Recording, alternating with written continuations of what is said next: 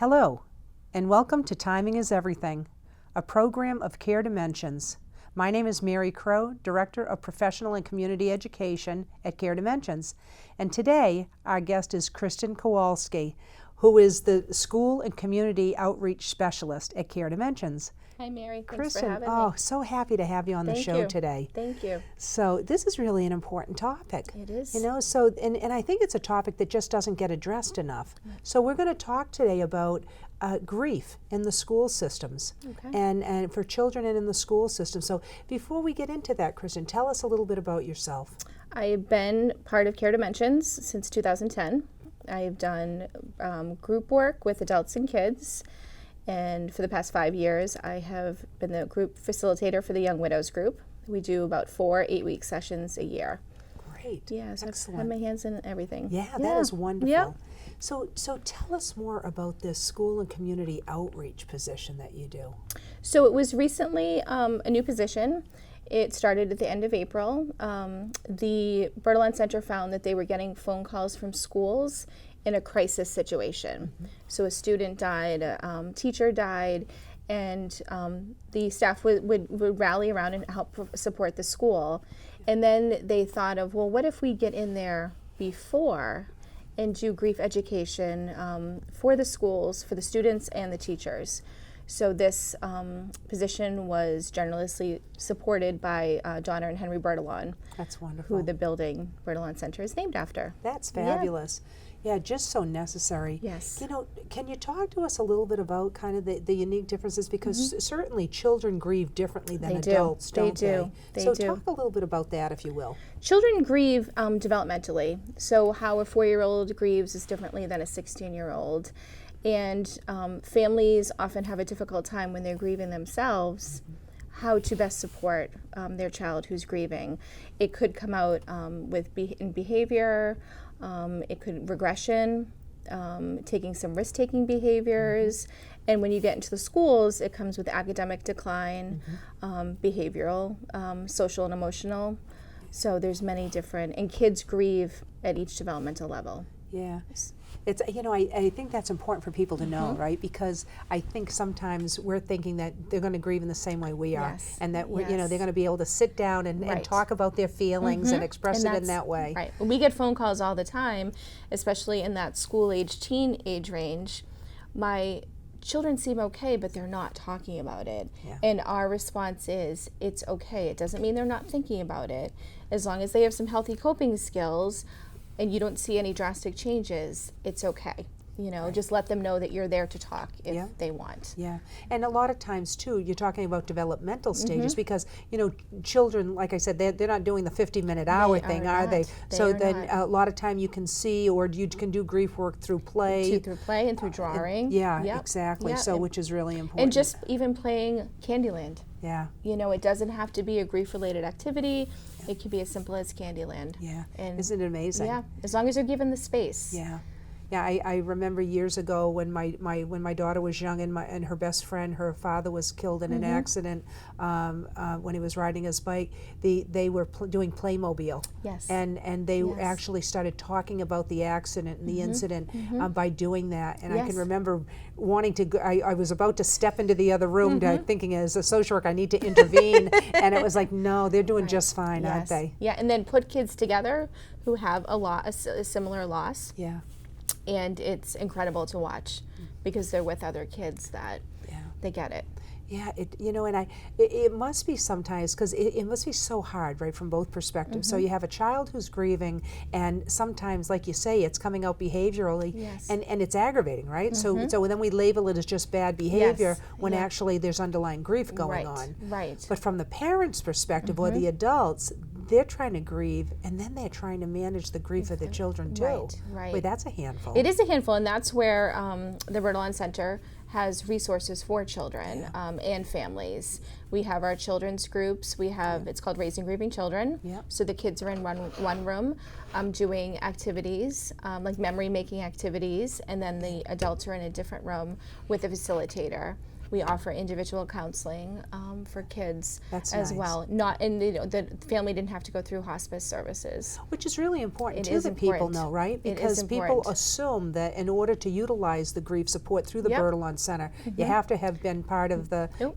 and you don't at all. You don't at all. Yeah, You don't that's good at to all. know. Yeah. Yeah, and I think that people aren't aware of the multitude of resources that are out there, and certainly we do a great deal with child life specialists Yep. and all of that Yep. through. So it's important that people know Yes, that yeah. because I think people are, that, they're so immobilized by grief that they don't even know who to turn to. Right, and they just want to know that their children are okay. Yeah. Yeah. And that's the biggest thing Yeah, for absolutely. them. Yeah. Talk about, how does this manifest itself in the school system? This is hard. It is hard. It is hard. These major events in your personal life, and then you got to go to school Right. at a time when, where you're talking about developmentally, kids their identities are developing. All kinds of Yes. stuff is happening. Yep, and they Talk don't want to more. be different, and they Yeah. don't want, they don't want to stand out. So what we recommend for families, if a death occurs, that to call the school. Yeah. That, especially if it's during the school year, is to call the school, let the principal know, let the guidance counselor know, and then have a conversation with the child and the school about how the child wants it to be when they return. Yeah. Some children want those 6 hours to be a place where they can go Yeah. and not be reminded that their loved one has died. Other kids would like the attention. Sure. They, so whether it be, the classroom teacher announces something, but even the classroom teacher and the principal can have a conversation with the class about how Joey wants it to be Yeah. when he returns to school. Sure. And just letting the child who's grieving know that the school knows, and if they need to get up and remove themselves from the classroom, they're given that permission. Yeah. Because oftentimes with some kids, if school's difficult on a good day, Yeah. Yeah. and they're sitting in math, and they don't want to be learning how to do their times tables, they start thinking about possibly the person who died, Yeah. then the tears could start. Sure. And then if they don't know they have that space to get up and walk out, Yeah. then the secondary, they're feeling like they're being made fun of because they're crying in Sure. class. So, yeah. That's a big chunk of time that they're in school. It is right? a big chunk of time. It is. And how isolating it can be. Right, right. And if the children want to return to school, that's a Yeah. big thing. To let them return. Yeah. If they need a couple days off, that's okay too. So for the parent, the surviving parent, they're like, why would they want to go to school? Right. Their dad just died. Yeah. They want their life to continue. Yep. Well, and that's the interesting part, right? Yes. There's the dichotomy there because Yes. one of our tasks of grief is to get back into life, even though it's going to be different. Yes. It's what a struggle in terms of not knowing where is going to be helpful, right? And kids often have a better job than adults do. Yeah, isn't it about interesting? getting themselves back, Yeah, yeah. with the resiliency and all. Yep. But but here they are, and they, even like now, here we are in the summer, and they can have do you see that it's different sometimes? Like they have an experience where they maybe in the summertime they have the significant loss. Yes. And then how do they re-enter the school system? Right, because life has drastically changed Yeah. since the last day of school. Yeah. And that's again, having a conversation with the school, because the beginning of the school year is always that fresh start. It's a new beginning. Well, for families who have suffered a loss, there's this new beginning, this great new beginning is happening when someone's not going to be able to be there for it. Absolutely. And that can be very difficult, that re-entering into school. I think it should also be, or must be difficult because here they are, they go to school, and if the teachers are not aware of this, then again, they can be frustrated with a kid because of behaviors, this, that, and the other thing, and just attributing it. They can be sent down to the principal's office, all kinds of stuff, when there's this underlying stuff going on. Right. Because if the school hasn't been informed and the child's not saying anything, the teachers are only going by what they observe. They're not going with the knowledge. In this way, a teacher can kind of look at how they respond to grief and how they handle it and how to best support the student. Because if they have a hard time dealing with grief, they need to get some education or do some work on how to support that child. So what are the challenges that you see? Like, because we're talking about, so how do parents help their child? But when the kids are at school for a Right. large chunk Yes. of their day, Yes. really, we got to educate the teachers around Right, and this. that's one part of the job. My role is to do like professional development Yeah. for teachers to how to support a student who's grieving, and it's not pretending it didn't happen. Yeah. You know, which is sometimes people think is easy. Yeah. You know, they seem fine, so they're fine. It's acknowledging it. Even sometimes if they're able to give a little personal insight to maybe a time when they have had a loss. And with this role, it's bringing that grief education in. Yeah. So calling, me in to do some grief education and have it open up that dialogue. Yeah, and I think it becomes more complicated, as you Right. say, because here you are, you're interfacing with people who are the teachers, and the people bring their own stuff to They the do. situation. They do. So what has it been like for them? How do they approach grief? So there's just another layer there, isn't there? There is, and that's where the education is so important, and having it be, a part of the curriculum, like English is and math, and it's part of the social emotional learning, because inevitably everyone is going to suffer a loss. And a recent statistic is 1 in 16 students in Massachusetts will have someone they loved who's died by the time they're 18. That is scary. So that's one Think about per that. classroom. That's Right. one per classroom. So that is huge. That's huge. That's huge. So, I mean, it's just, for kids to be able to navigate this type of a thing, because, Yes. a loss is so significant. Yep. So what type of losses are you talking here? Losses that we have seen is overdoses, unfortunately, sudden heart attacks, cancer, Yeah. suicide. So, and you're talking about losses of friends, Friends, or a lot Parents? of parents. Yeah. Parents, yes. grandparents. Grandparents, yep. So it could be a number of different people. yes, yes. Siblings. Siblings. Yikes. Yes. Yeah. So. Yep. Yeah, it's, and I think the hard part too is that, grief is not always visible. No.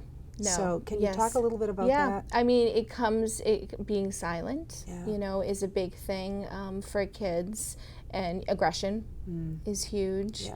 The I'm fine. And it's, one important thing that we tell families is what happened when someone died is very sad. You can't say very enough, right? It's Yeah. very, very, very sad. Yeah. And oftentimes when we're sad, we cry, Yeah, right? right.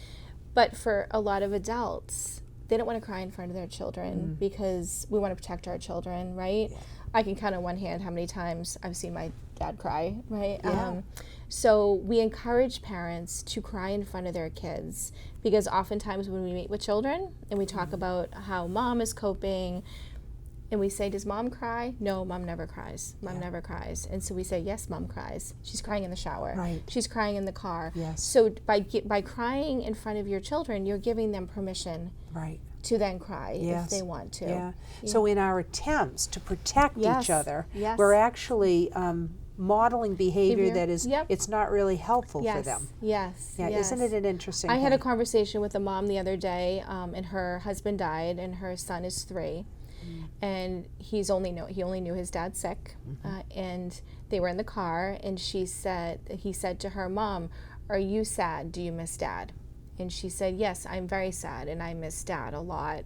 How about you?" And he said, "I miss Dad, but I'm not sad. I just got a new toy." yeah, So yeah. it's But the mom modeled, "Yes, I am Sure, sad. yes. I am sad." And Well, and that's hard for a parent to hear, Yes, isn't it? Because the yes. grief is so pronounced, and then when you're hearing the, Yeah. but it's just so age appropriate. age appropriate, See, and I age think that's appropriate. helpful that parents understand Yes. too, because otherwise we can make gross assumptions for each other, Yes, right? yes. Is that if somebody's not crying, they're not grieving. yes.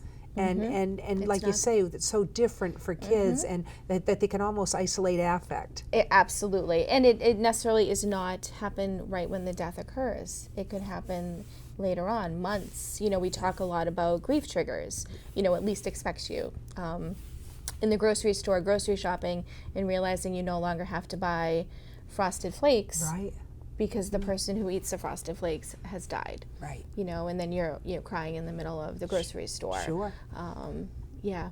Because there's no textbook. There's no, and that grief is very messy. Yeah, it's very messy. Well, just the grief ambushes, right? Yes. When you think you're doing okay, and I think that's the hard part too for kids in the school system, is that people outwardly can observe and say, oh, look at them, they're over there with their friends, they're laughing, they're this, they're not grieving.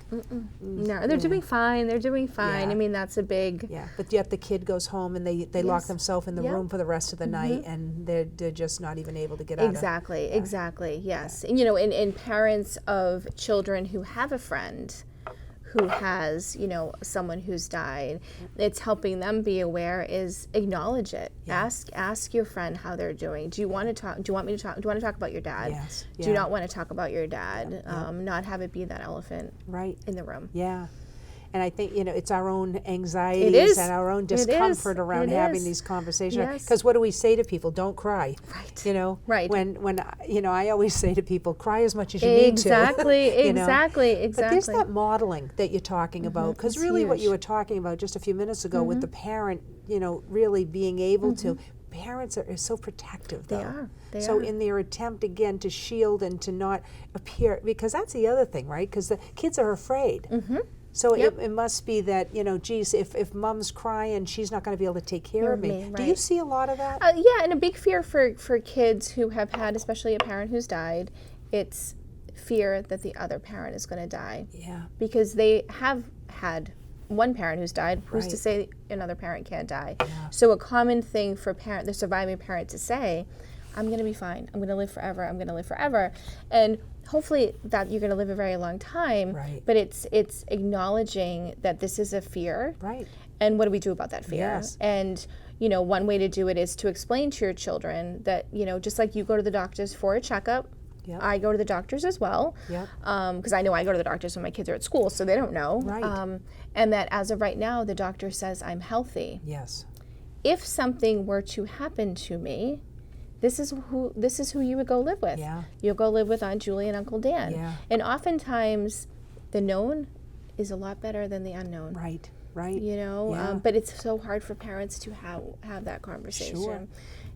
But if they're asking, they want to know. Oh, absolutely. That's, I can't say that enough. So how do you dole out that information? Because, again, is that different in terms of children? Absolutely. Can we give too much? Yes. Can we give too little? Yes. So think of it as when you give a child, ibuprofen if they are sick. You would give a 4-year-old a different dose than you'd give a teenager. And that's the same way with information. Okay. Less is more. Yep. If they come back to you with more questions, you answer, a little bit more. Yeah. You take their lead. Yeah. So, because it's interesting, even with small kids, right? Like they ask a question, and then we start getting into this big dissertation. Well, right. They're like, goes right over their heads. Right. It's like, I just needed to know if, So and we just give way too much. We gave way too much. And it's totally over their head. It's totally over their head. Yeah. So paying attention for the cues, right? Yes. Keeping it simple. If they ask, they want to know. Okay. They want an answer if they ask. Yeah, and like I said, that modeling behavior must be a really big picture. It is, and that's where we can help with the grief support. Modeling that for families when they have individual counseling or in the Raising Grieving Children's group, and modeling for teachers as well. Sure. A little bit of language to say if a first grader comes up to their teacher and says, "I really miss my dad," stops a teacher in their tracks, but. Yeah. The student needs a little bit more. Okay, Johnny, get on to biology, right? No, we don't want to do that. It's like, really being able to be with the child in the moment. Yes. And, it's an acknowledgement. It's they want to be acknowledged. Yeah, absolutely. Yep. Yeah, and just I think sometimes again we get so uncomfortable with the expression of emotion. And I think people think that it's a weakness, and for parents we got to remain strong in front of our kids. So, but crying is a strength. Crying is a strength. Right. And also to reassure the kids, I bet to that again I'm not crumbling. Right. Exactly. And we're going to be okay. This is hard. Yeah. This is hard. Mom's very sad, and Mom's going to have her moments where I'm very sad, but we're going to be okay. And then I'm here to take care of you. Yeah, I think there's just the real primitive stuff that goes on, right? Just to the basic core of us in terms of who's going to take care of me. Right.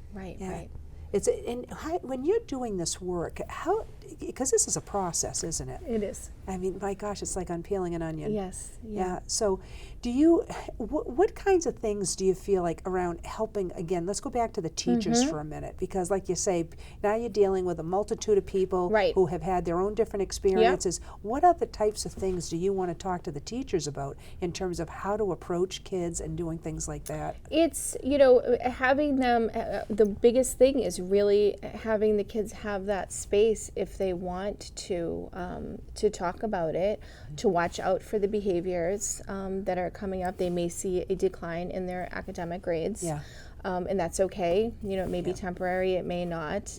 And maybe looking around to see if there is another student who has experienced a loss as well, and they can get them together.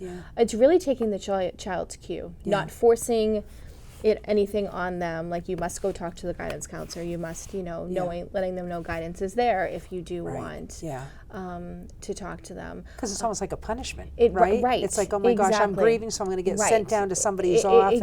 Exactly, and knowing that it's there if they want it.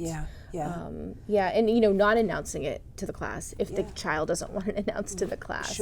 Really giving the child, no matter what age, the respect of what their wishes are, and consistency though with the behavior. Because we recently had Camp Stepping Stones, which was a fabulous success. So tell you a little bit about that. So Camp Stepping Stones is a grief and healing camp for children and their families who have suffered a loss. It could be a parent, grandparent, sibling, relative, anyone. It's a one-day camp.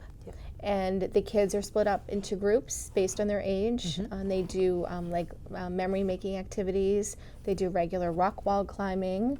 They do a really cool heart puzzle. They each get a piece of a wooden heart, and the heart is put together at the end of the day, which is really neat. And then the adults are in workshops themselves. So we have a guest speaker, Paul Thayer. He's from BU, Wheelock College Child Life, and he does a talk every year on raising grieving children. And one of the things he says is the only thing worse than a grieving child is a spoiled child. Oh, wow. So oftentimes, when a loss happens, parents, teachers, let the behavior slide a little bit. The disrespect comes out because they're grieving. And yes, they are grieving. However, they need to, kids crave that structure, and they crave that predictability. So if mom wants me home at 10 every night, and now that dad died, I'm allowed to come home at midnight. Maybe once or twice that's cool. But after that, I'm looking for mom to say, no, back to 10 o'clock. And the same with school as well. Well, that makes sense, doesn't it? Because again, you think you're doing the kid a favor by doing this, and then basically that tells me that things are coming apart. Right. Where kids want more than anything, even if they don't act like they do. They want that, they want that predictability, and they want mom to be mom. And whether that's cooking dinner every night or and getting takeout for a while is okay, but they want mom back, to cook dinner and taking out the trash and all that. Well, just that too. I mean, there's so many secondary losses. I'm thinking about but Dad used to take out the trash. Right? So the secondary losses that is experienced for the children and all of that. Talk a little bit about that for us. And they're often things that we don't necessarily predict. Like taking out the trash. A 15-year-old who turns 16. Time to take driver's ed. Dad was supposed to take me to driver's ed. And then, they could have been taking a few steps forward with their grief. They take a few steps back now. Prom. My mom's not there to do my hair for the prom. Baseball starting up, These big events that just make that grief come rushing back. They do, you do. And oftentimes not for a long period of time, but it's almost like it needs to be acknowledged. And, and then, take a step forward. What would you suggest? Because, people say the darndest things when people are grieving, don't they? And all well intended. Absolutely. But, wow, it can be just not very helpful, though, right? We could write a book with things kids say that people say. So tell me, what would you give some advice to people on what they should be saying to people who are grieving? It's less is more. That's my thing. You know, I'm here for you. Yep. I'm here for you. You know, I'm sorry about your dad. Yeah. Acknowledgement. Yeah. And then taking the person's cue. Yeah.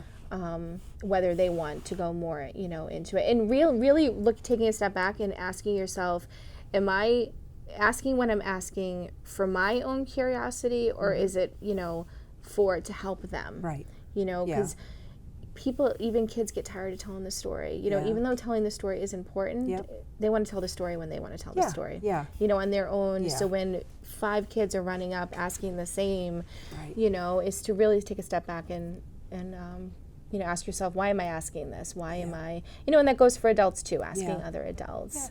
And not out of nosiness, but out of genuine concern. Right. Yeah, and there's a difference. And there people is know a difference, it, huh? right. And people know it at any level, don't they? They do. They do. They can just, they can sense really genuineness, they can, authenticity. Even children do that, don't they? Yes, and I think it's important, the acknowledgement is huge, you know. You know, it's like that elephant in the room. Oh, it sure is. I'm sorry about your dad. Yeah. And I think that is, I mean, people say, you know, they try to help and they'll say things like, you know, you'll get over it. That's the thing. Those things are not helpful. Yes. No, not at all. Or you know, I can tell you a story. Yeah, I'm sure. Well, you know, I'll tell you, we could go on, Kristin, but I know we have to wrap up here. But, you know, tell people, please, how they can get a hold of you. To call the Bertoion Center for Grief and Healing, and you can ask for... Here's the number up now. We have it on the screen. But to give you, they can call the Bertoion Center. And you'll speak to the bereavement associate, Carrie Ann, and she will then transfer to the appropriate person, whether it's me for the school support or the other child life specialists. Excellent. And then, you know, also, I'd love to have you back on the show because there's a lot of other things I'd love to talk about with you on this topic. But so maybe a part 2 is in our future if you would be willing to do that. You know, and also for the audience, if people have questions, please feel free to call Care Dimensions. Absolutely. And you can do that. But I want to thank you so much for being on the show and talking about this very important topic. I could talk about it for days. Good. Well, again, part 2 is definitely in our future. Thank you so much for your time. And thank you for tuning in to Timing is Everything, and we look forward to tuning back into the show next time. Formerly Hospice of the North Shore in Greater Boston is different in that we do more than just hospice. It's just incredible, the services they provide when people need it the most. So being able to offer more individualized care helps people feel more cared for. Because it's about the patient's quality of life. I don't think there's any place else in the Boston area like Care Dimensions.